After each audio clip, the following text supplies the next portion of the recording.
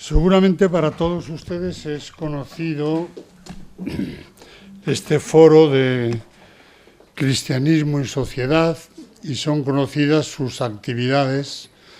Desde aquí, modestamente, tratamos de reflexionar y de difundir de alguna manera la vigencia, las propuestas de la doctrina social católica sobre diversos sectores de la vida española. Llevamos ya varios años en esta labor, una labor, como digo, sin grandes pretensiones de publicidad, más con pretensiones de autenticidad, de acercamiento a la realidad, de enriquecimiento de los pocos que participamos en estos encuentros. Esta tarde lo vamos a dedicar a un tema que a mí me parece apasionante: la función social de los centros católicos en la vida social española. En cualquier momento, desde un punto de vista objetivo, la educación es un elemento decisivo en la vida de las personas y de las sociedades. Desde cualquier punto que se mire, cuando se analiza con un poco de profundidad cualquier tema, cualquier punto, aparece siempre en el origen el tema educación, como origen del problema o como posible solución del mismo. En España, esta importancia de la educación es todavía más grande. No precisamente porque tengamos un gran sistema educativo, sino precisamente por lo contrario, la debilidad del sistema educativo español en el momento presente. Yo creo que no es discutida por nadie que tenga una presencia medianamente lúcida y honesta en este mundo de la educación. Ha habido muchísimos cambios. Hemos adoptado criterios pedagógicos muy discutibles. Se ha perdido bastante la autoridad, la motivación. Ha entrado demasiado las ideologías y la politización.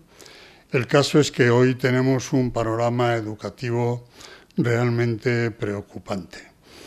Por eso, en este contexto, hemos querido preguntarnos: ¿cuál es la función específica de los centros educativos católicos en este contexto concreto del panorama educativo español? Claro, para eso, para poder responder con una cierta profundidad, hace falta clarificar cuáles son los elementos específicos de un centro educativo católico. Y hace falta preguntarse también con honestidad. Yo espero que nuestros ponentes, esta magnífica mesa de ponentes que tenemos aquí, nos inviten y nos ayuden a entrar en esta cuestión. ¿Está la educación católica española en condiciones de cumplir su función social? Es una pregunta inocente. Pues bien, yo como introductor no tengo nada más que decir. Aquí tenemos en la mesa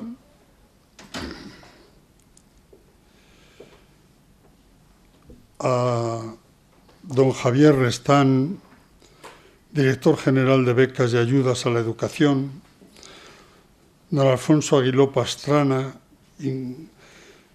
ingeniero de Caminos, Canales y Puertos y director del Colegio Tajamar, el padre Isidro González Modroño, sacerdote jesuita y director del Colegio Nuestra Señora del Recuerdo, don Francisco José Romo Adanero, licenciado en Sociología y Filosofía y director del Colegio San Pablo en Claudio Coello, y don Juan Antonio Perteguer, también ingeniero de Caminos, director del Colegio CEU San Chinarro, promotor y presidente de la Fundación Instituto Santo Tomás, que es a su vez promotora y titular de varios colegios católicos. De todos ellos esperamos unas palabras de experiencia, de sabiduría, de sinceridad también, que nos ilustren y nos animen a debatir sobre esta cuestión. Muchas gracias. Para la palabra, pues podéis empezar por el orden en que estáis, sin más complicaciones, ¿verdad? Muy bien, me ha tocado. No es una fórmula de protocolo vaticano, pero es suficiente para vivir. Si no tengo amor, no soy nada. Nos decía San Pablo en su primera carta a los Corintios. Y yo la reflexión sobre la escuela católica o los centros educativos católicos la quería centrar en este aspecto fundamental de si se vive la caridad en los centros educativos católicos o cómo vivimos la caridad en nuestros centros educativos católicos en este siglo XXI. Lo primero que, reflexionando sobre esta idea, yo que estoy enredando en distintos centros educativos, a mí me sorprende en las reuniones de colegios católicos que la palabra caridad ha desaparecido del... No se oye, no sé si ustedes lo oyen, yo realmente no lo oigo. Se habla de justicia social, que es muy importante, se habla de otras razones, se habla de los problemas de políticos de la educación, se habla de autonomía, se habla de muchas cosas, pero de caridad. Realmente suena siempre cuando se habla de caridad en un colegio católico es porque ha venido alguien de Manos Unidas y se va a hacer una campaña a favor del tercer mundo. Y sin embargo nos dice San Pablo que si no tengo caridad no soy nada. Si en nuestros colegios no hay amor, de nada nos sirve tener colegios católicos. La caridad nos recuerda el Santo Padre, Benedicto XVI, que no puede haber caridad si no es en la verdad, caritas in veritate. Y quería arrancar con esta reflexión. Nuestros centros educativos no viven la caridad, bueno, primero si ni se acuerdan de la palabra, y segundo, si ni siquiera somos verdaderos. La caridad, nos dice el Catecismo de la Iglesia Católica, la virtud teologal, fe, esperanza y caridad, por la cual amamos a Dios sobre todas las cosas por Él mismo y a nuestro prójimo como a nosotros mismos por amor a Dios. Si la caridad tengo que vivir la verdad, pues la primera cosa que se me ocurre a mí, que parece elemental, es que un centro educativo católico no vivirá la caridad si no es católico. Yo creo que hay una grave crisis de identidad en nuestros centros católicos sobre qué significa ese centro educativo católico y si realmente somos centros educativos católicos. Podría ser obvio, pero yo cuando intento participar en nuestros encuentros de centros educativos católicos y no se oye hablar de caridad, no se oye hablar de Cristo Jesús, no se oye hablar de la Iglesia, y oímos hablar, sin embargo, de la importancia de Piaget, que a fin de cuentas era un zoólogo, o de Vygotsky, que era un materialista, o de la inteligencia emocional de Goleman, o de las inteligencias múltiples de Gardner, que ni siquiera las admite la comunidad científica, en cambio las tenemos totalmente asumidas en los centros educativos católicos, pues me sorprende. Yo intentaría cómo nuestros centros educativos van a ser vivir la caridad basadas en Piaget, Vygotsky, Goleman o Gardner, no sé. Me parece por lo menos sorprendente. El segundo punto, mi experiencia de años en la educación, es que a las familias las vemos como ese enemigo difuso al cual hay que tener apartado suficientemente, con un APA o consejo escolar perfectamente controlado y que, a ser posible, intervenga lo mínimo posible en la vida escolar. Y, sin embargo, las escuelas católicas están al servicio de las familias para ayudar a la familia en la educación de sus hijos. Si no recuperamos la misión de la escuela católica, difícilmente podremos, a mi entender, vivir la caridad en la escuela católica. Tercer lugar, y esta es la que para mí me duele más, cuando uno ve la escuela católica, sus orígenes, uno piensa en San José de Calasanz, los niños pobres de Roma, que están abandonados sin escolarización, habrá que dar una ayuda, una respuesta. O piensa en San Juan Bautista La Salle, o piensa en San Juan Bosco con los niños de Milán, o piensa realmente en una respuesta ante la necesidad de los niños que tienen más necesidad del momento. Y yo cada vez que oigo, y lo oigo con demasiada frecuencia, que en nuestros centros educativos católicos a un niño que entra con 3 años, cuando llega a los 10, 12 o 13, porque tiene dislexia, TDAH, otras dificultades, se le dice este no es tu centro educativo. A mí particularmente, uno piensa si los centros educativos católicos no son para los niños con dificultades, entonces, ¿qué está ocurriendo? Realmente los centros educativos católicos vivimos la caridad, vivimos el dar a Cristo a cada una de las familias para todos sus hijos, especialmente los que más lo necesiten, o somos centros que tenemos que estar en una dinámica que nos pone el sistema en la cual tenemos que buscar la mejor nota de selectividad y los mejores resultados académicos, y por lo tanto estos niños realmente no tienen cabida en nuestros centros educativos. No lo sé. Yo es que me hago muchas preguntas y quería que hoy lo planteáramos en esta mesa, ¿no? Es cierto también que si lo vamos al revés, es que nuestros maestros están preparados para atender a los niños que tienen más necesidades. Para un niño con dislexia estamos preparados.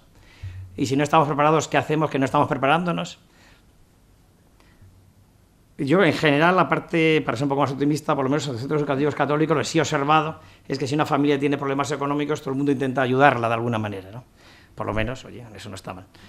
La dificultad mayor que encuentro es qué ocurre con los niños que se salen del molde del niño que realmente, en mi impresión, aprendería igual yendo al colegio que quedándose en casa con un homeschool. Si quitamos a todos los niños que van bien en el colegio A, el B y el C, todos aquellos niños que tienen dificultades, los de la escuela pública, con perdón, se quejan mucho de que es que la escuela pública acaban mandando todos los centros católicos o no católicos, acaban mandando a aquellos alumnos que no saben qué hacer con ellos, ¿no? Lo malo es que hay una parte de verdad, eso es para mí lo duro, que hay una parte de verdad. Yo conozco familias que tienen a sus hijos, familias católicas, que tienen 4 hijos, y al niño que va en silla de ruedas lo tiene que llevar a un centro público, porque al colegio católico que llevan los demás no tiene cabida. O al niño que realmente por sus problemas de TDAH no saben qué hacer con él, pues le tiene que ir buscándole por ahí lugares aparte de sus hermanos, ¿no? Hoy día, si la caridad está pensada en el amor al hombre desde Dios, 1 de cada 3 alumnos en España fracasa. En la comunidad media está un poco mejor, pues en vez de 1,3 en vez de 1 de cada 3, un 32%, estamos en un 27 o un 28, hemos mejorado algo. Pero el porcentaje de alumnos que no triunfan, que fracasan en el sistema educativo, es altísimo. Los que tenemos 5 hijos, yo estadísticamente 2 de los míos lo tenían claro, han terminado de momento, pero estadísticamente, ¿y quién da una respuesta a estos tercio de la juventud española que no es capaz, por lo que sea, de tener siquiera una educación básica obligatoria? Una educación secundaria obligatoria. ¿Dónde está la opción preferencial por los pobres, que nos recortaba retomando el lenguaje manido de la teología de liberación, pero que han recuperado Juan Pablo II en Puebla, en Medellín, o Benedicto XVI, o en el Catecismo de la Doctrina Social de la Iglesia? ¿Dónde está esta opción preferencial por los más necesitados? Que en España ciertamente es raro el niño que no come, pero no es raro, un tercio, el niño que no tiene posibilidades de triunfar, de siquiera terminar escolarmente la educación obligatoria. Yo creo que es un reto urgente para la escuela católica el retomar, volver a la verdad de su identidad, recuperar nuestra propia identidad, qué somos como escuela católica, recuperar como modelos a Cristo Jesús y no a Piaget, y recuperar la realidad de que la familia nuestra misión es subsidiaria de la familia, estamos para ayudar a la familia en la educación de sus hijos, formarnos adecuadamente para dar la mejor respuesta ante esta grave necesidad, esta grave urgencia educativa, que es cultural, que es real, que es estadística, un tercio de nuestra población. Y la forma de hacerlo, y esto me lo recordó Isabel Bazo, que está aquí presente, si los centros educativos católicos volviéramos a vivir las obras de misericordia espirituales, si en nuestros centros practicáramos el enseñar al que no sabe, a todo el que no sabe, no esperar que la familia luego en casa, a base de 3 o 4 horas de deberes diarios, aprendan lo que no ha aprendido en el colegio. Si nuestra misión es enseñar al que no sabe, si la misión de un buen maestro es dar buen consejo al que lo necesita, corregir al que yerra, perdonar las injurias, consolar al triste, sufrir con paciencia los defectos del prójimo, aunque sean adolescentes hiperactivos, y rogar a Dios por todos, especialmente los vivos y los difuntos. Si viviéramos las obras de misericordia, creo que la educación católica redescubriría su misión y viviríamos realmente, o podríamos vivir realmente, la caridad en nuestra escuela. Pues este es mi... Hola. Ahí queda eso. Muchas gracias, Juan Antonio, y gracias además por la brevedad. Si vamos por orden, lo hacemos así. Javier, tienes la palabra. Pues muchas gracias, buenas tardes a todos. Quizá por la composición que tiene esta mesa, a mí como representante de la Administración Educativa me toca o se me debe exigir dar algunos datos sobre la realidad global de la educación católica en la Comunidad de Madrid. Pues como ya se ha empezado a ver, el resto de participantes pues van a tener intervenciones desde su experiencia educativa concreta, que desde luego constituye lo más importante y lo más apasionante, ¿no? Pero también creo que puede ser interesante tener una visión de conjunto y descriptiva que sea aportación al asunto que nos reúne, esta función social de la educación católica. No me voy a quedar en estos datos, pero sí los quiero aportar inicialmente, porque los números son muy elocuentes. Aunque siempre hay que ponerlos entre paréntesis, todos los datos que voy a dar pues son un poco aproximativos, pues porque la definición de lo que es un centro católico pues es una cosa, pues, en fin, amplia. No, a lo mejor hasta hace unos años podíamos identificar los centros católicos con los centros que eran de órdenes religiosas. En estos momentos eso no es así. Hay centros católicos, de grupos católicos, de asociaciones laicales católicas, incluso de empresarios católicos que quieren poner en marcha centros con una determinada identidad, pero a lo mejor no con ese carácter confesional directamente que pueden tener los centros tradicionales católicos. Bueno, yo, metiendo en el conjunto todos los centros que intencionalmente quieren hacer referencia, digamos, en su ideario, en su carácter propio al catolicismo, podemos hablar de que actualmente el 57% del total de centros concertados en la región son centros católicos. Pero este porcentaje de alumnado es muy superior cuando hablamos de alumnos concretos, porque muchos centros católicos son centros muy grandes. Por tanto, pasamos a un 68% del alumnado que hay en la enseñanza concertada madrileña que va a centros católicos. Considerando la oferta de educación católica en su conjunto, tanto privada como concertada, esos datos que he dado son de enseñanza concertada, pero si metemos en un paquete conjunto privada y concertada católica, podemos decir que en la Comunidad de Madrid, desde los 3 años hasta los 16, casi 225.000 alumnos cursan sus estudios en centros católicos, lo que significa un 27% del total de los alumnos madrileños. Bueno, yo creo que simplemente estos datos muestran que hay una función social de la educación católica. Es decir, el 27% de los alumnos madrileños estudian en escuelas católicas, por tanto, los centros que hacen referencia explícita a la Iglesia Católica desempeñan un papel fundamental en, digamos, en el dar ese derecho a la educación que todos los niños madrileños, todos los niños españoles tienen. Yo creo que la composición sociológica en los centros católicos es, digamos, homogénea al paisaje sociológico madrileño. Los centros católicos en Madrid están en todas partes, atienden al conjunto de la sociedad. Creo poder decir que en términos generales sin exclusiones. Yo no voy a entrar, claro, yo tengo, y en esta visión que yo hago como administración, hago una visión de conjunto. Bueno, luego se pueden hacer calas muy particulares en un centro de una determinada manera, de otra, pero en términos generales yo creo que la composición sociológica de los centros y la atención generalizada a los alumnos de todo tipo en Madrid, pues es una de las características precisamente de la escuela católica. Yo, es más, creo que la Iglesia Católica en Madrid hace una aportación social impresionante y además que se remarca muy poco. O sea, este compromiso social, por decirlo en unos términos que a lo mejor están un poco superados, pero este compromiso social, a mí me gusta ese término, en un sentido estrictamente sociológico, ¿no?, está fuera de dudas. pero fuera de dudas, si nos fijamos en la tipología del alumnado, en la capacidad de acoger a los chavales vengan de donde vengan, la verdad es que es muy impresionante, muy impresionante. La verdad es que se dice poco, se promueve poco esa idea por parte de los centros católicos y de la propia Iglesia Católica, pero es así, y los que estamos en la administración educativa pues lo percibimos con toda claridad, ¿no?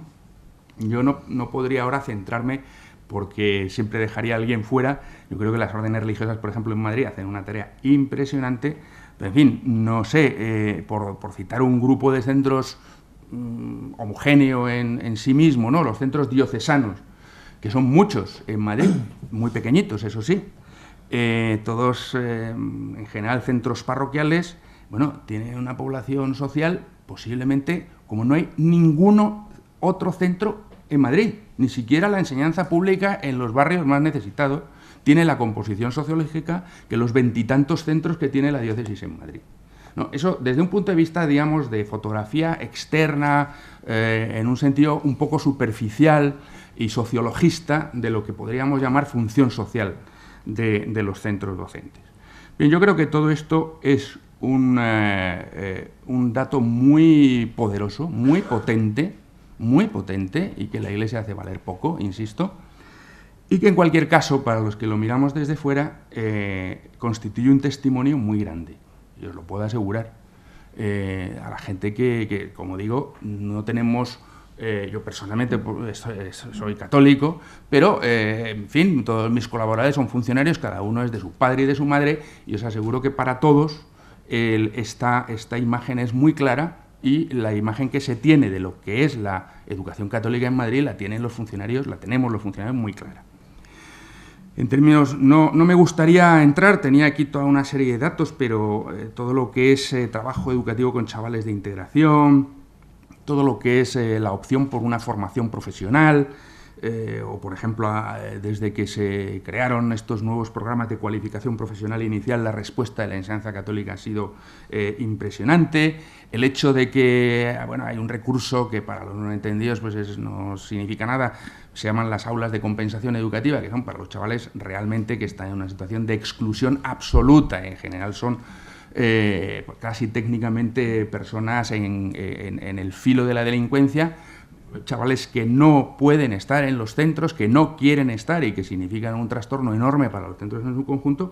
Bueno, pues en estos momentos hay 15 aulas de compensación educativa, todas en centros de la Iglesia Católica. No hay otro concertado que tenga más que los centros de la Iglesia Católica, con unos resultados además extraordinarios.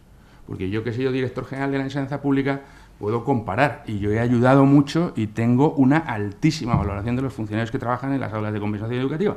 Pero la verdad es que el funcionamiento, la capacidad de integración, la capacidad de abrazo, si quieren, de estos chavales que se producen en estos centros es notabilísima. Por no hablar de lo que es la educación especial, la atención a los inmigrantes, que siempre suele ser un típico contra la enseñanza concertada. Bueno, en estos momentos hay más aulas de enlace, que eso es un recurso que creó la Comunidad de Madrid en su momento, más en la enseñanza concertada que en la pública. Pero no solo eso, sino que la práctica totalidad está en centros de la Iglesia Católica. Y como eso, muchos y muchos más datos que podría dar, como la atención a los chavales con trastornos generalizados del desarrollo, que es impresionante la respuesta que está teniendo los centros católicos, etc. Bueno, en todos estos aspectos la educación católica destaca. Por otro lado, yo me estoy alargando ya mucho y tengo que ir más rápido quizás. La educación católica en Madrid, doy un pequeño salto ya más allá de la fotografía, es muy demandada por las familias y de eso tampoco cabe ninguna duda, ¿no? Todos los años durante el proceso de admisión, que ahora en abril en Madrid comenzará, pues se verifica este año, ¿no? Pero este hecho hay que discernirlo un poquito, ¿no? O sea, porque no creo que tampoco los centros católicos, yo viéndolo desde la administración, deban estar muy, muy autosatisfechos por este hecho. Porque es un dato que hay que discernir un poquito, ¿no? En primer lugar, las encuestas que viene realizando anualmente la propia FERE no es la totalidad de la enseñanza católica en Madrid, pero desde luego es la parte más importante. En uno de los informes que publicó, en el de 2009, se aprecia un dato que debe ser tenido en cuenta desde mi punto de vista, y es que solo un 37% de las familias que piden un centro católico lo hacen en función de su confesionalidad, del hecho de que sea católica. Es decir, no apelan al factor religioso para elegir un centro católico. Solo un 37%. Esto significaría que las familias que escogen centro educativo católico en un alto porcentaje lo están haciendo porque pues, son centros más seguros, donde hay más orden y disciplina, donde hay actividades y horarios más favorables para las familias, porque tienen fama, o es real, que tienen resultados académicos muy buenos, o incluso, en muchos casos, porque hay una homogeneidad social en la composición de su alumnado, en algunos centros, que es un foco de atracción para un conjunto de familias. El informe es muy impresionante, porque insisto que es de la propia FERE, y hay exactamente 3 y 3, 6, 8 ítems, y el último es el factor religioso, el último, ¿no? Está antes el prestigio del centro, la cercanía al domicilio, los resultados académicos, el orden y la disciplina, las instalaciones, la amplitud del horario, el nivel social de los alumnos, etcétera, etcétera. Por tanto, ese es un centro con el que habrá que hacer cuentas por parte de los centros católicos. A mí, este hecho, que digo que hay que atender a él, me parece un desafío de primer orden, pero no en sentido negativo. Me parece que bien mirado es un aspecto muy positivo. Que muchas familias que no son católicas, o para las que ese factor en la escuela no es el fundamental, quieran, no obstante, un colegio católico para sus hijos, supone una enorme responsabilidad para los centros católicos y una gran oportunidad. El hecho de que eso también responde pues, al hecho de que la composición sociológica general del país está cambiando y, por tanto, las familias pues, ya no buscan ciertas cosas, y eso es así. Entonces, el hecho de que, no obstante, a pesar de que eso cambia, sociológicamente cambian las pertenencias religiosas o sigan buscándose los centros católicos, es un dato muy positivo para la educación católica. Hay otro elemento que me parece significativo, y que demuestra, no es tan positivo, en el sentido de que bueno, está surgiendo una oferta de educación de iniciativa social, de oferta concertada, no mayoritariamente católica, ¿no? Y el dato, saben ustedes que la Comunidad de Madrid ha promovido de una manera desinhibida el avance de la iniciativa social en la educación madrileña. Y, claro, entonces ha emergido muchísima energía social, por decirlo de alguna manera, mucha iniciativa, mucha gente que quería hacer centros. Bueno, pues de todos los centros que en los últimos 11 años nosotros hemos favorecido y hemos dado el acceso al concierto, solo un 35% de estos son centros católicos. En cierta manera, por tanto, se está invirtiendo el porcentaje de centros privados o concertados entre católicos y no concertados. Si ahora mismo más o menos es 35% no católicos y el resto no católicos, ahora es al contrario, entre los centros nuevos. Bueno, dato que hay que tener en cuenta. Bien, y con eso acabaría mi fotografía. Yo ahora quiero aportar 2 o 3 reflexiones más cualitativas, no solamente descriptivas, aunque toda descripción tiene un valor explicativo también, ¿no? Yo, pensando en qué podía aportar un director general en una mesa con un título tan focalizado, ¿no?, en la función social de la educación católica, no siendo responsable de ningún centro de educación católica, pues buscaba ver qué podía decir un poco de original. Y buscando eso, me he encontrado con una frase que viene de donde tal vez no deberíamos esperarla y que me ha parecido que explicaba muy bien lo que yo pienso al respecto.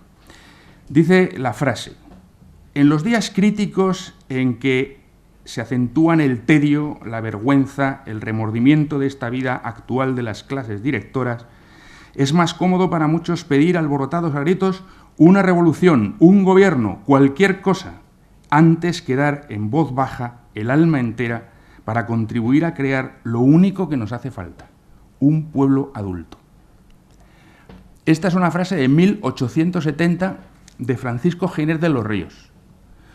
Y, sinceramente, creo que recoge perfectamente lo que yo creo que debe aportar la educación católica a la sociedad española en estos momentos.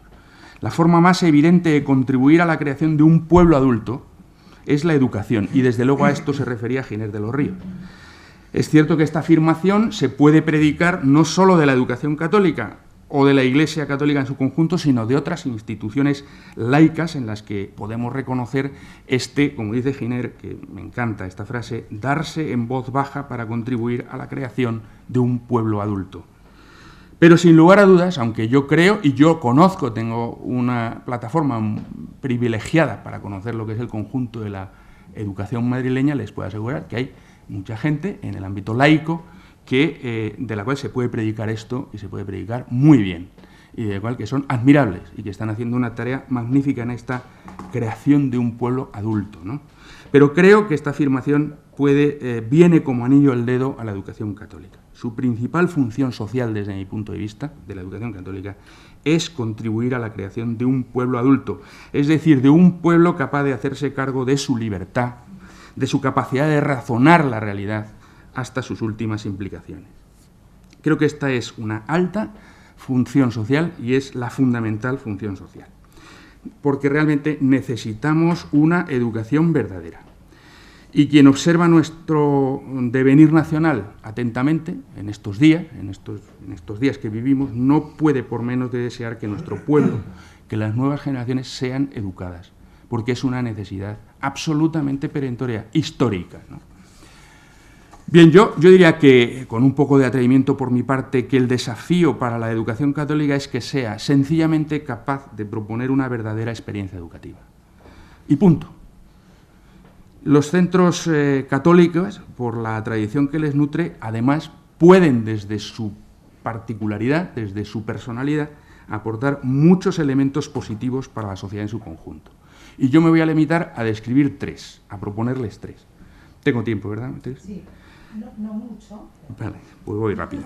Entonces, en primer lugar, y les va a parecer a lo mejor una verdad, una cuestión de perogrullo, pero para mí no lo es, desde luego, la recuperación del aprendizaje como tejido de la tarea educativa.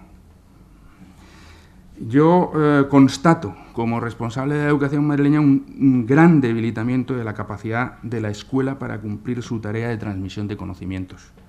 Si existe el ámbito educativo, es un ámbito transversal. La educación, en primer lugar, se da en la familia, lo da la sociedad, lo dan los abuelos, lo dan el grupo de amigos, lo da la parroquia, lo dan muchas realidades.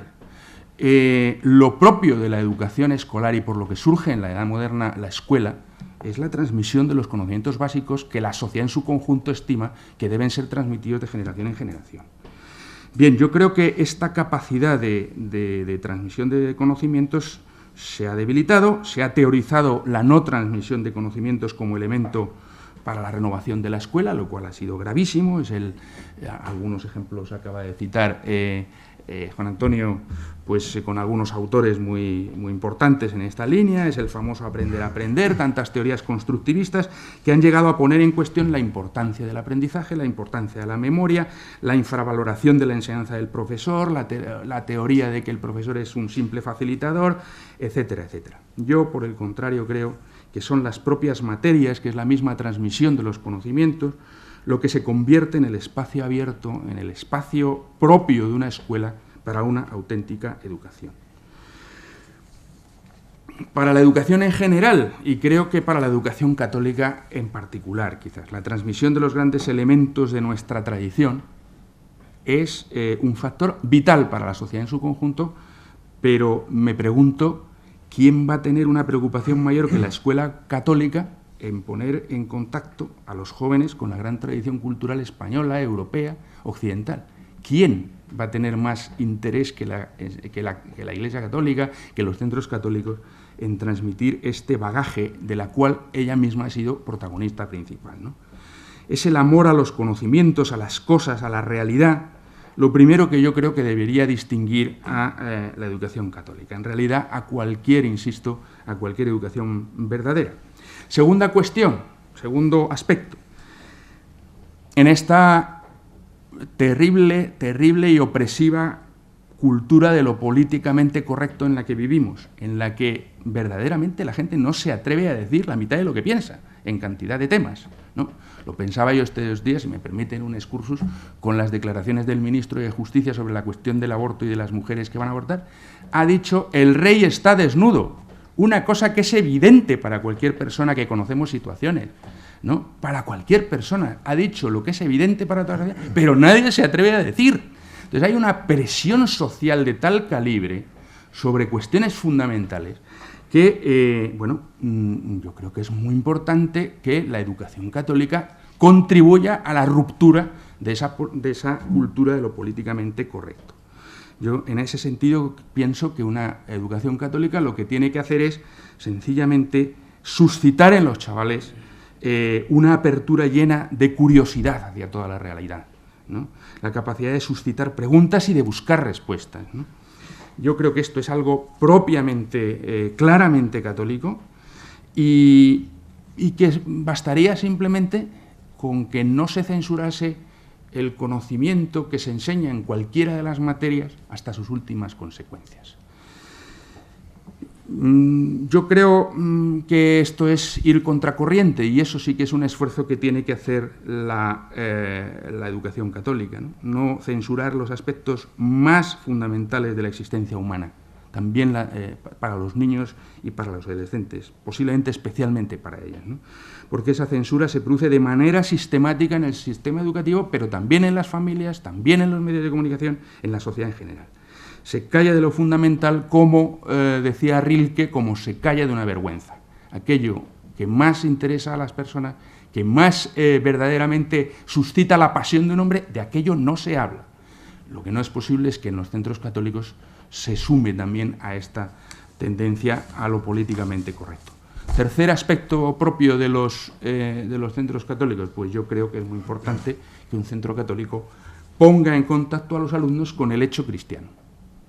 Y esto no es, esto es muy importante. Yo ayer o hoy, no sé cuándo, me ha dicho una persona que va a venir dentro de poco a Madrid, un ensayista francés que se llama Alain Finkielkraut, que yo leo porque me parece un fuera de serie, un tipo agudísimo en estos momentos, un observador de la realidad como pocos. Viene a Madrid. Bueno, este señor, y por eso quería comentarlo, como me lo han dicho esta mañana, digo, pues voy a contarlo. Un amigo mío le fue a ver, es uno de los ensayistas de punta en Francia, ¿no? Por supuesto súper controvertido, precisamente porque se opone a lo políticamente correcto y es capaz de decir ciertas cosas que se salen del guión. Este señor fue a verle un amigo mío y para invitarle hace un año a venir a Madrid también, luego no vino, y hablando del cristianismo, este señor, uno de los intelectuales principales de Francia, le dijo: mire, sinceramente, me parece apasionante todo lo que me dice usted, era un católico quien le hablaba, pero no tengo criterios para valorar realmente lo que dice, porque desconozco absolutamente el cristianismo. Y entonces la explicación que fue, mire, yo soy un hijo de la escuela republicana francesa. Yo he pasado toda la escuela obligatoria y toda la universidad sin conocer absolutamente nada del cristianismo. No sé nada. Y es un intelectual, evidentemente sabe mucho, pero verdaderamente era sincero, no comprendía las claves, no sabía los hechos. Este es un hombre de origen judío y puede tener un acercamiento más al mundo del Antiguo Testamento. Bueno, yo creo que es muy importante que la Iglesia Católica contribuya en nuestro país a que eso no suceda. Que si eso tiene que suceder, por lo menos en el conjunto de sociedad que elige un centro católico, tengan la posibilidad libre de acercarse al hecho cristiano y de conocerlo como factor histórico, absolutamente significativo para ese centro y que explica ese centro, ¿no? Es muy importante que se dé. Bien, con esto yo terminaría. Yo creo que lo último que querría decir es que a mí me parece que la educación católica exige un sujeto católico. Yo creo que católico, es lo último que afirmo, no es una marca. Tristemente a veces se usa como una marca, es mucho más. No es una estructura, ni siquiera, si me permiten, no es ninguna institución. No es una forma y, por tanto, y ni siquiera una forma prestigiosa, una marca prestigiosa. Nada de todo esto, ni una institucionalidad muy fuerte, ni una marca muy repetida, católico, católico, católico, ni una forma de un determinado tipo puede asegurar la existencia de una educación católica. Yo creo que eso es una cosa, gracias a Dios, que pertenece a la libertad de las personas, a la libertad de los grupos de personas, y por tanto, si no hay profesorado que está dispuesto a hacer esta propuesta, pues no habrá educación católica. Y esto ya es una cosa que derivo a una cuestión estrictamente eclesial. Si no hay generación de sujetos católicos dentro de la Iglesia, no puede haber Iglesia católica. Podrá haber mastodontes institucionales católicos que no tengan vida dentro. Es decir, pero si estamos hablando de educación católica, pues yo me permito pensar que estoy hablando de otra cosa. Yo creo que esto es un trabajo a largo plazo, paciente, que no se puede improvisar. Creo que la educación católica debe ser muy humilde en este sentido. Y en cualquier caso creo que haciendo este trabajo, no obstante, aunque sea a largo plazo, la Iglesia Católica aportará verdaderamente y de manera definitiva a la creación de un pueblo adulto al que apelaba Giner de los Ríos. Un pueblo capaz de hablar y construir, y ahora estoy pensando en el día de hoy en España, capaz de respetarse, capaz de vivir la diferencia con cordialidad, capaz de aceptar sacrificios, capaz de perdonar. Yo creo que España lo necesita. Gracias. Gracias, Javier. Ya. Alfonso, si puedes encender, tienes la palabra. Gracias. Pues muchas gracias. Yo coincido también con quienes me han precedido en la idea de que la escuela católica tiene en España un prestigio muy importante, tiene una gran demanda social. Yo creo que también tiene una trayectoria de un gran servicio durante muchísimo tiempo a la educación en este país. Creo que a la mayoría de los sitios han llegado los primeros. Por lo menos yo esta mañana puedo aportar mi experiencia como director de Tajamar. Pertenecemos a una asociación que es ASC, que son las antiguas filiales, que son los 400... ¿Cómo? Más cerca. Una asociación... ¿Esto se puede acercar? No. Bueno, hablo más fuerte. Una asociación decía que a la que pertenecemos los primeros 400 antiguas secciones filiales, que son unos centros que surgieron a partir del año 58, cuando la enseñanza pública no llegaba a los extrarradios de las grandes ciudades, y se creó esta figura. Tajamar tiene el orgullo de ser el primer centro, la primera sección filial del Ramiro de Maeztu desde el año 58. Y tengo que decir que esta mañana, cuando nos reuníamos para preparar la sesión anual que tenemos, que hace 4 años fue en Tajamar, este año es en otro centro de Vallecas, pues queremos hacer un vídeo y dice, bueno, es que la primera conclusión al ver la historia de estos centros es que somos los primeros en Vallecas. Vallecas, que es una ciudad de 250.000 habitantes, es el distrito de menor renta de los 21 distritos de Madrid. La presencia de la escuela católica es absolutamente abrumadora y gracias a Dios nos llevamos muy bien y me parece que se hace una labor, y por los datos que yo tengo sucede en muchos otros distritos de Madrid también con una clarísima necesidad social. Hay una presencia que me parece que es poco conocida y que yo creo que cualquiera que la conozca un poco más cerca, como ha dicho Javier Restán, que lo conoce muy bien porque ha visitado todos los centros que yo creo que no sé cuántos te faltan por visitar, pero bueno, que me parece que estaría muy bien que se conociera más lo que se hace y se abandonaran muchos de los tópicos que hay sobre lo que es la escuela concertada y la escuela católica, porque realmente llama mucho la atención. Luego, a mí también me parece que es un dato muy positivo que el 37% de las personas que eligen la escuela católica no lo hacen por ser católico, en cuanto a que supone una muestra clara de prestigio, de servicio, de profesionalidad, y eso me parece que es muy importante en un católico, porque un católico, además de ser católico, tiene que ser un gran profesional y tiene que ser una persona que su trabajo lo haga con verdadera seriedad, y esa es una forma muy clara de evangelizar. Pero también me parece que los que estamos trabajando en la escuela católica debemos hacer un esfuerzo para que la presencia de nuestra identidad católica sea un poco más fuerte. Y esto lo digo porque yo creo que vivimos en un mundo que hay una presión muy fuerte hacia la neutralidad, hacia la aconfesionalidad. Yo siempre digo que a mí la palabra confesional cada día me gusta menos. Sobre todo somos un país plural, porque lo que tiene que tener una persona no es... Igual que un ciudadano, por ser católico, no va a ser menos respetuoso de la libertad de los demás, una institución puede ser muy católica y precisamente por ser muy católica es muy respetuosa de la libertad de todos y muy deseosa de la pluralidad. Yo creo que, aunque a lo largo de la historia haya podido haber opiniones diferentes, yo creo que hoy día cualquier católico sabe, al menos desde el último concilio, que la libertad religiosa es una cosa fundamental y que una persona católica, una institución católica o una institución que quiera dar una educación católica tiene que ser una institución plural y una institución que ama la libertad y que desea que esa libertad esté clarísimamente manifiesta en toda su actividad, pero junto a eso, y de una forma inseparable, tiene que manifestar de una forma contundente su propia identidad cristiana. Porque hay mucha gente que le parece que para respetar la libertad, para no herir, lo que tiene que hacer es esconder su identidad cristiana. Me parece un error gravísimo. Precisamente la identidad cristiana lo que lleva es a que haya ese respeto.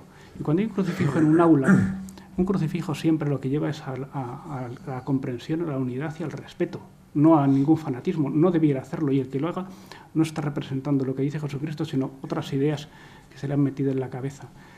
Entonces digo por esto que me parece que tenemos que hacer todos un esfuerzo. No me quiero poner en absoluto como ejemplo, porque sé, yo llevo muchos años clase y llevo muchos años como director de un colegio y sé que no es nada fácil mantener la identidad cristiana en una institución, porque depende de las personas que entran en el aula cada día. Y eso es una cosa difícil, pero al tiempo hay que repetirlo y hay que insistir mucho, porque la identidad cristiana no basta aunque esté en el nombre del colegio, o que esté en la página web, o en un ideario que firman los padres al llegar, y todo eso me parece estupendo. La identidad cristiana está en la vida de los profesores, sobre todo, también del personal no docente. Pero yo creo que los colegios tenemos que poner más esfuerzo en que las personas que integran la comunidad educativa, los profesores, vivan el ideario. No digo que lo expliquen, que eso también está muy bien, y también se ha aclarado ya no hace mucho que el tema de la libertad de cátedra es una cuestión más del ámbito universitario. En un centro educativo lo que prima no es la libertad de cátedra, lo que prima es el carácter propio del centro, que tiene que estar clarísimamente manifiesto, que lo firman los padres y que se sepa muy claro la bandera que cada uno lleva en su nave, para que la gente sepa lo que está eligiendo y se respete, por tanto, la pluralidad y la libertad. Y decía que todos sabemos, tanto en la familia como en la escuela, que se enseña más por lo que se hace que por lo que se dice. Y el mensaje cristiano en la escuela se transmite más por lo que el profesor mismo es que por lo que el profesor vaya a decir. Por eso el mensaje cristiano no es una cuestión de una asignatura, de la asignatura de religión, asignatura importantísima, como es obvio, sino sobre todo una cuestión que se transmite en la vida de las personas que ahí están. Y esas personas lo transmiten en todo momento, desde que entran en el colegio, incluso antes. Y el modo en que tratan a las personas, el modo en el que entienden ese sentido de servicio de su trabajo, el modo en que reaccionan ante cualquier cosa, el modo en que saben perdonar, que saben atender al más débil, que saben pues, tener una visión que es la que es propia del mensaje cristiano. Y por provocar un poco, yo había apuntado entre las muchas cosas, que no es casi ninguna coincidir con las que estoy diciendo, pero es natural. Había apuntado una frase aquí de Benedicto XVI en Londres, en su viaje en el 2010, que dice: una buena escuela católica debería ayudar a todos sus alumnos a ser santos. A mí me parece muy fuerte, ¿no? Realmente, pero lo dijo y yo lo tengo aquí. Y digo, bueno, ¿y cómo una escuela católica puede ayudar a los chicos, a las chicas a ser santos? Pues es muy difícil, pero bueno, es nuestra tarea. Porque yo creo que también, yo no soy de los que entran en el gran debate sobre la palabra valor y virtud, porque me parece que las dos son estupendas, pero yo creo que una escuela debe difundir una serie de valores, pero debe lograr que esos valores se encarnen en virtudes personales y las personas lleguen a la santidad con el máximo respeto a la libertad. Porque si no, podemos educar a unos chicos con la cabeza repleta de valores e igualmente repleta de vicios. Porque pasar de los valores a las virtudes es el gran reto de la educación, porque si no, no sería educar, sería ilustrar. Es una educación que no hace, una educación que se queda en simplemente lo que es una exposición de valores, para que cada uno pues elija. O sea, una educación tiene que dar un paso más, no es una simple ilustración sobre ideas interesantes, sino que tiene que ayudar a las personas, por supuesto con el máximo respeto a su libertad, a encarnar esos valores en forma de virtudes. Y yo creo que eso es lo que esperan los padres cuando nos traen a sus hijos a los colegios y lo que nosotros debemos hacer. Y no sé cómo voy de tiempo, pero en fin, yo creo que podemos dejar para el debate otras posibles cosas. Muchas gracias. Muy bien, Alfonso, muchas gracias. Tiene la palabra el padre González Modroño. Muy bien. También procuraré ser breve.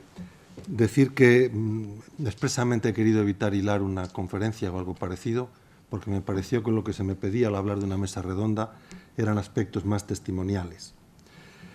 Y por lo tanto 4 notas, 4 flash que me parece que son importantes, muchas de ellas con claras concatenaciones con lo que se ha dicho, quizás con un enfoque un poco distinto. Las 4 notas son: primero,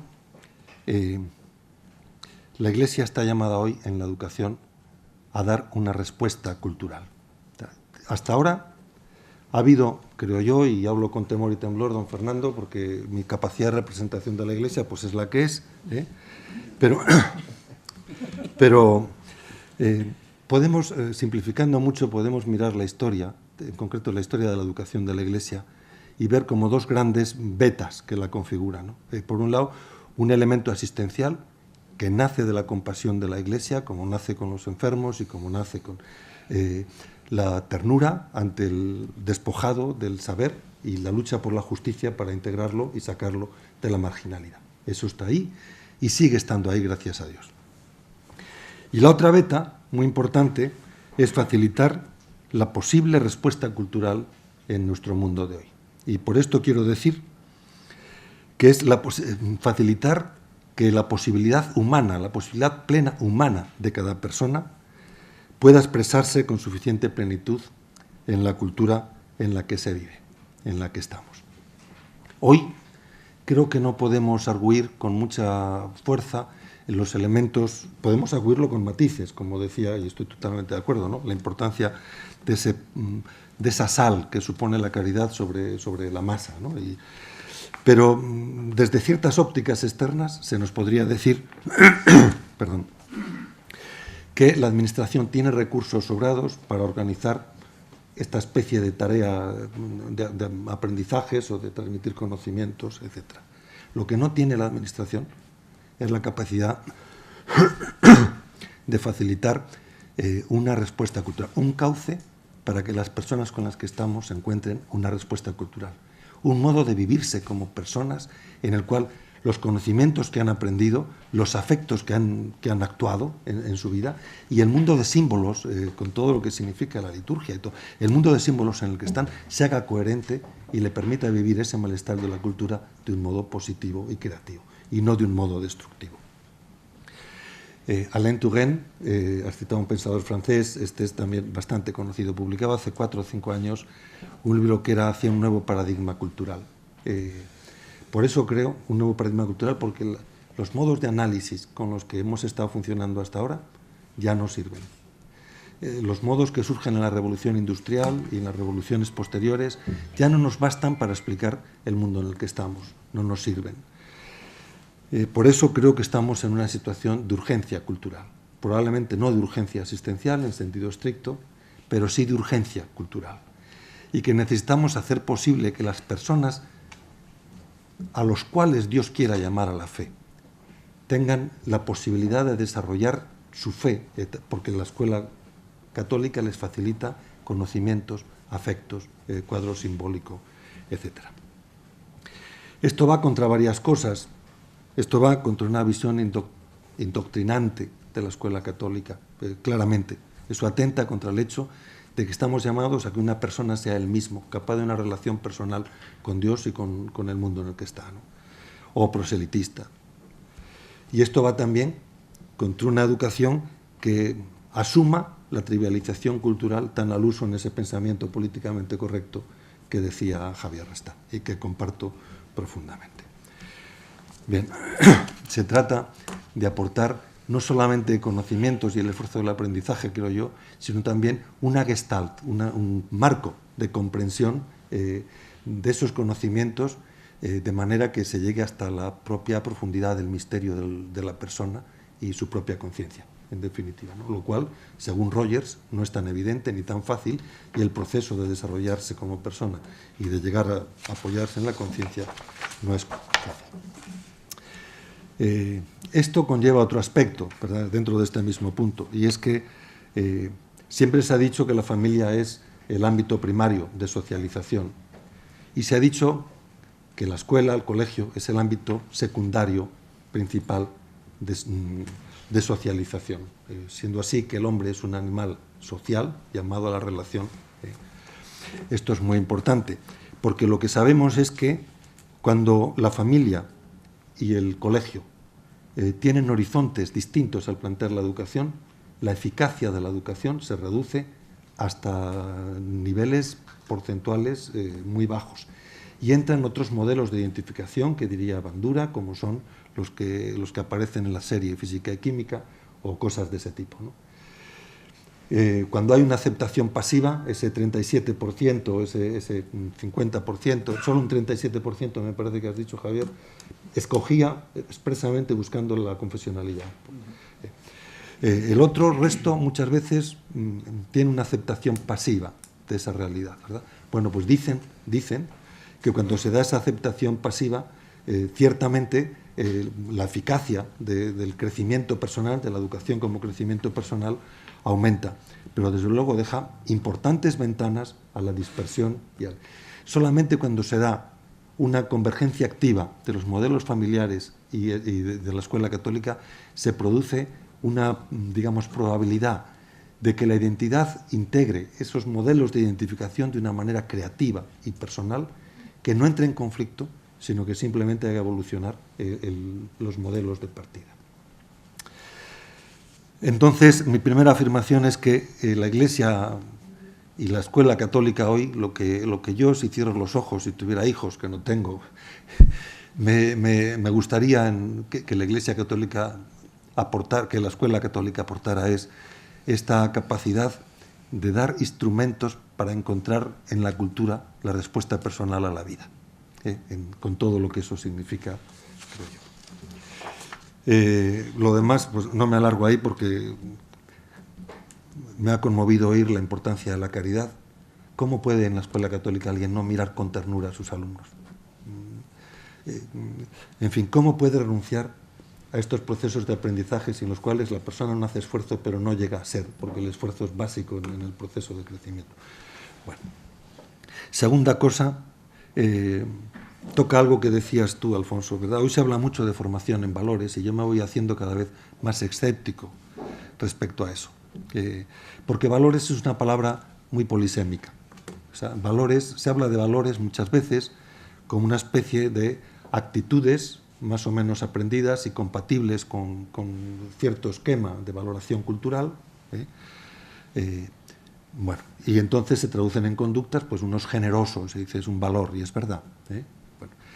Sin embargo, voy a citar una anécdota que no he verificado, la he oído en su momento, no la he podido verificar. Se trata de un fenómeno que sucede después de la guerra de Vietnam. Podríamos citar a Abu Ghraib y otros casos, ¿verdad? Pero después de la guerra de Vietnam, como saben, Bertrand Russell crea unos tribunales éticos en Londres para juzgar los crímenes de guerra de los Estados Unidos. Y allí van apareciendo cosas realmente, eso sí lo he visto, realmente impactantes por la crueldad y la inhumanidad profunda que hay. La pregunta es, ¿cómo esta gente del Middle de Estados Unidos, con una profunda tradición, digamos, una educación muy rígida en muchas cosas y con una tradición cultural muy... ¿Cómo es posible que a los 2 meses, 3 meses de llegar a Vietnam se hubieran convertido en esta especie de lobos para los otros hombres, ¿no? Esta especie para las otras personas que había allí? Bueno, pues la única razón que puede explicar esto, creo yo, es que cierto modo de entender valores necesita el refuerzo cultural, el condicionamiento operante cultural, ¿verdad? Y que cuando se va a otro contexto cultural, por ejemplo a la guerra de Vietnam o a las Barranquillas, por lo que sea, eso se debilita y acaba aplanándose y desapareciendo, y aparecen otros valores. ¿Qué es lo único que resiste realmente, que resiste esa especie de disolución desde el ambiente de los valores cuando estos son meras conductas reforzadas, buenas conductas reforzadas? Pues yo creo que es la fe, y no lo creo yo solo. Juan Luis II, en un libro que tiene, que es Jesús de Nazaret, me parece que se titula, son 3 tomos de Cristología, Él habla de fe, en el primer tomo él habla y dice que la fe es el principal motor de las decisiones humanas. Dice, un chico elige estudiar abogado porque ve a su padre que es abogado y le gusta y piensa que va a ser feliz porque el modelo de su padre le vale. Pero no conoce lo que es la carrera de Derecho. Es un acto básicamente de lo que llama Juan Luis II la estructura fiducial, la capacidad de la persona de apostar fiducialmente por algo con lo cual compensa su profunda limitación y su profunda impotencia ante esto.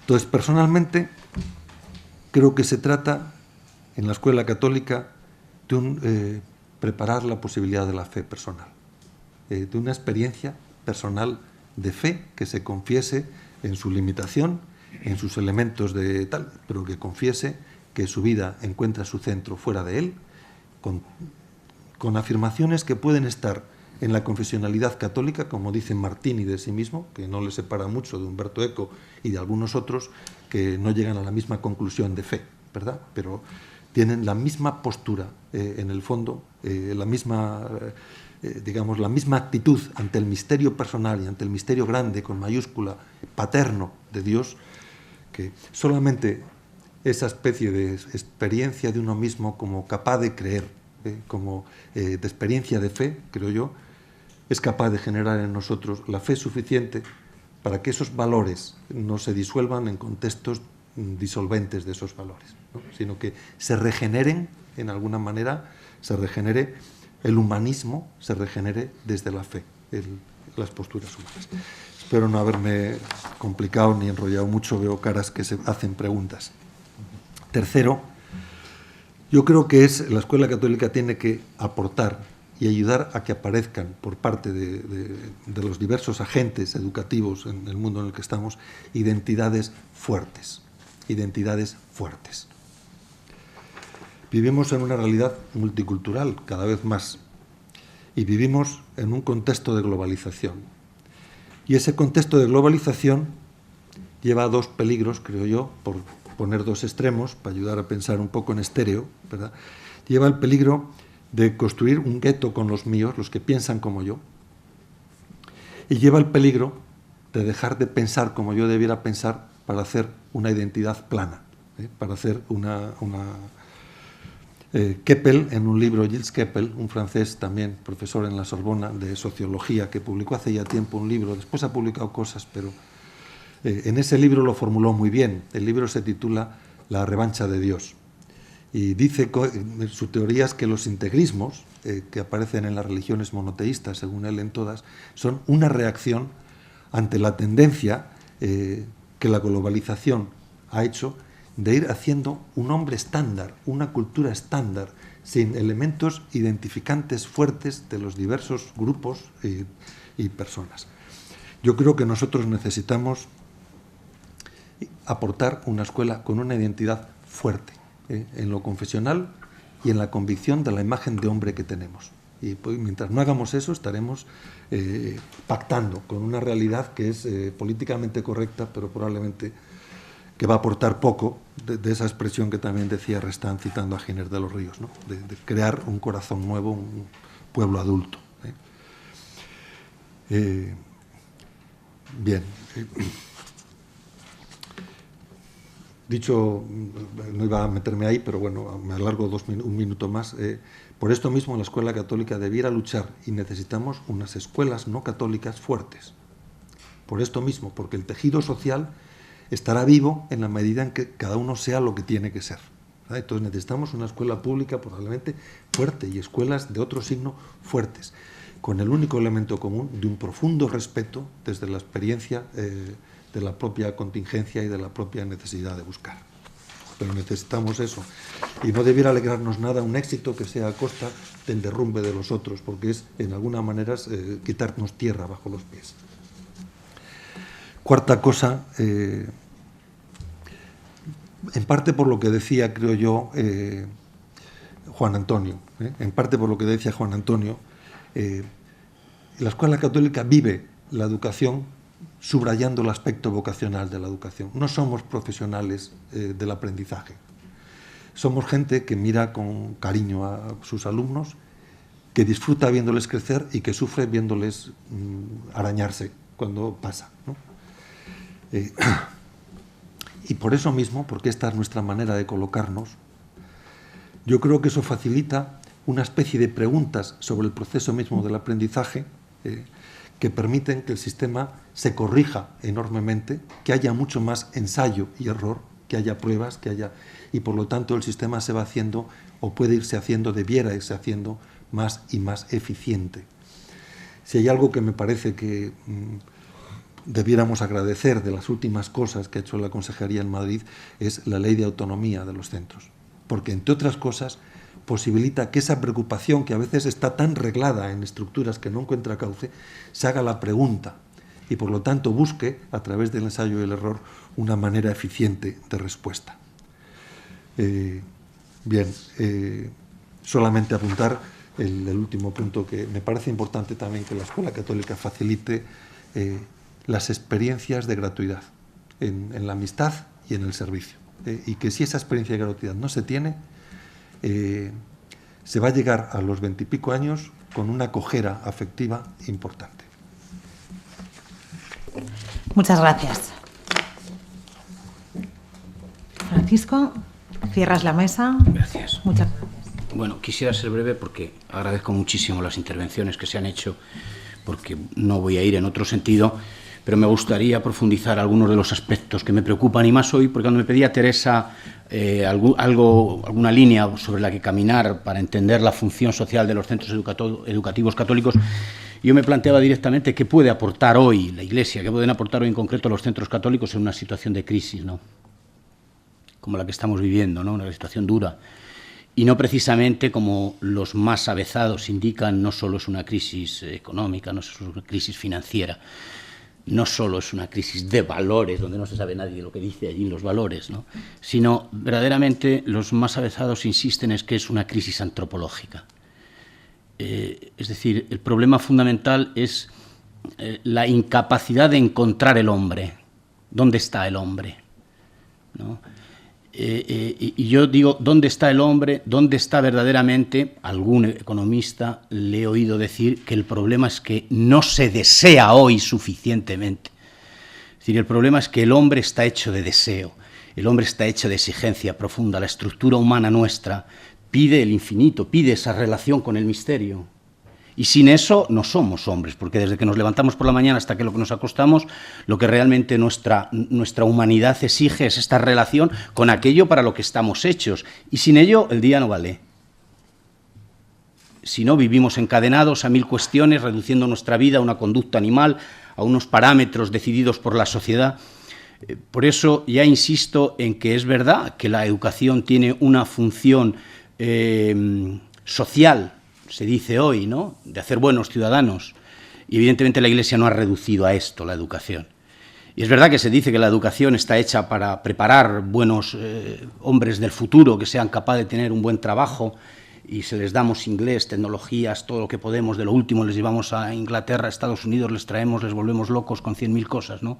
¿Y quién se preocupa por uno de ellos 5 segundos? ¿Quién le da a uno de nuestros alumnos un instante de gratuidad? Agradezco muchísimo el final con el que ha terminado Isidoro y el principio de Juan Antonio Perteguer, ¿no? Porque fundamentalmente lo que la Iglesia puede ofrecer a los hombres es el acontecimiento de Jesucristo, que es el que nos ha desvelado que verdaderamente estamos hechos para ese amor, ¿no? Y ese acontecimiento nosotros lo podemos acoger, pero no lo podemos ni fabricar ni manipular con esas estructuras, como decía Javier Restán, ni con formas, sino es un reto personal individual, ¿no? Por tanto, me parece que esa crisis antropológica tiene como consecuencia para los cristianos el desear mantener vivo el deseo. En este sentido me identifico con lo que dice Isidoro, si él define, que no lo sé, la cultura como este entramado de exigencias del hombre por construir su historia, donde está determinada por ese deseo.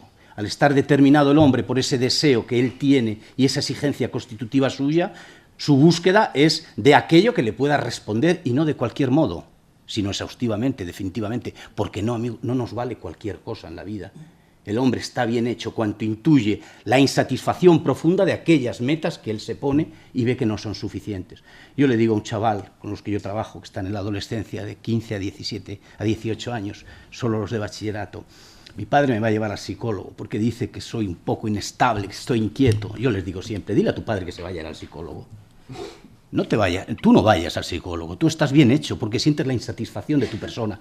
Tú lo que necesitas es un hombre, una persona, una mujer, una persona a tu lado que te acompañe en esa insatisfacción profunda para descubrir para qué está hecha insatisfacción, ¿no?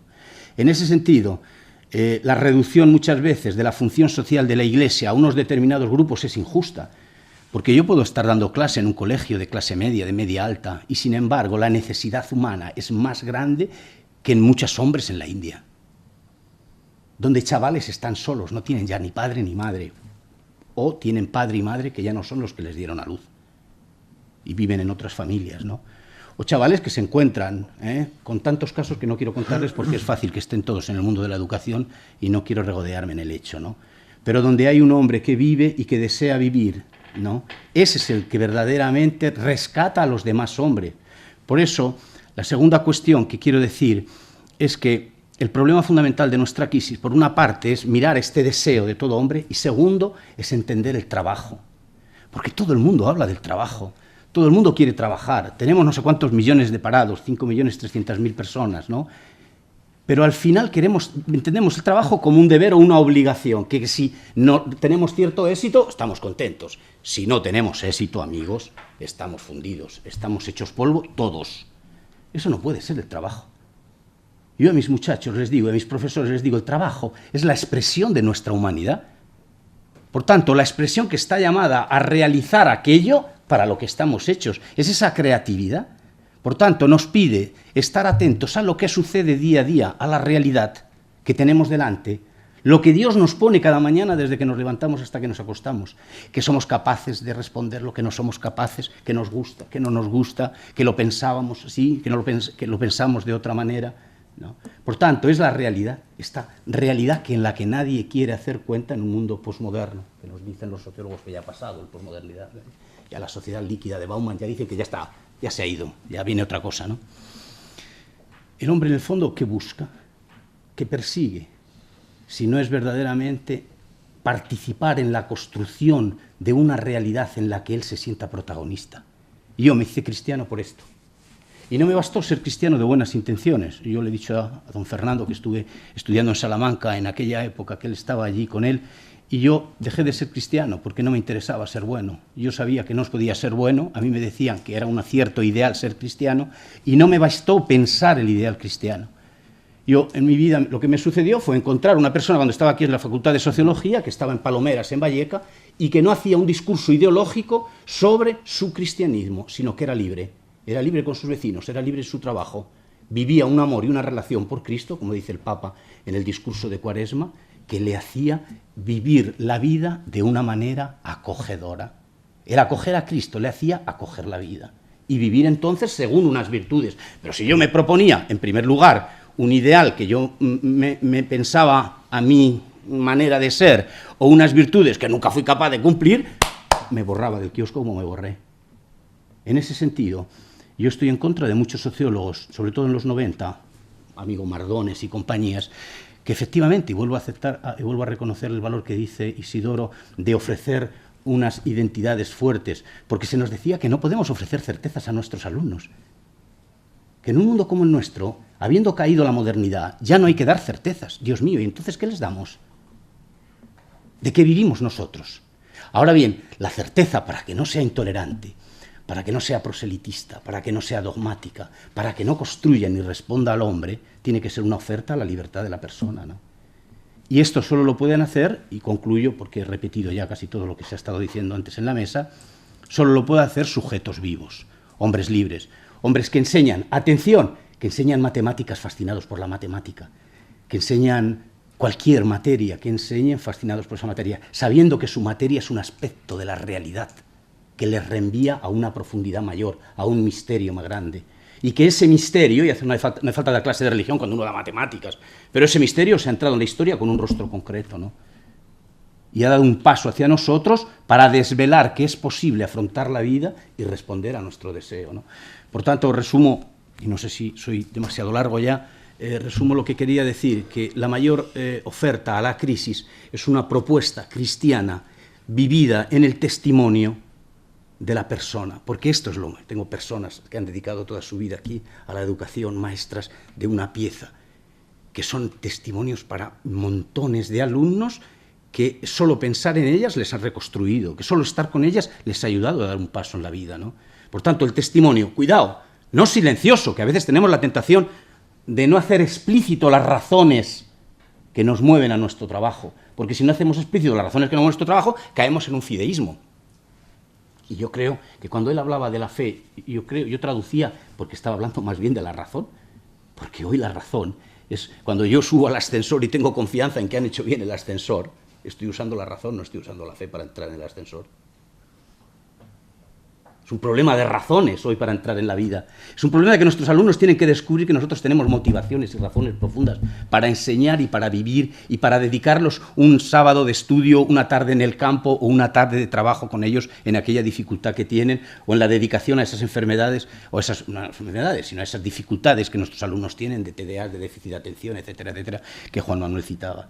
Pero hoy, amigos, no podemos decir que el problema es un problema, porque la opción particular por los pobres es la opción por el deseo del corazón del hombre. Y allí donde hay un hombre tiene necesidad de un educador.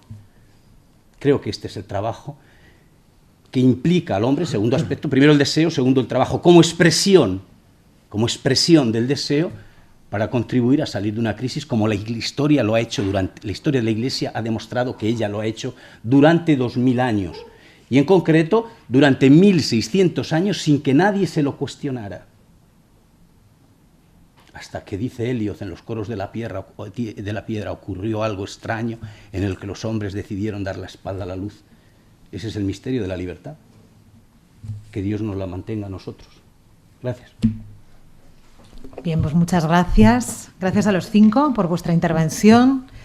Y yo creo que después de esto pues deberemos pasar a un turno de preguntas.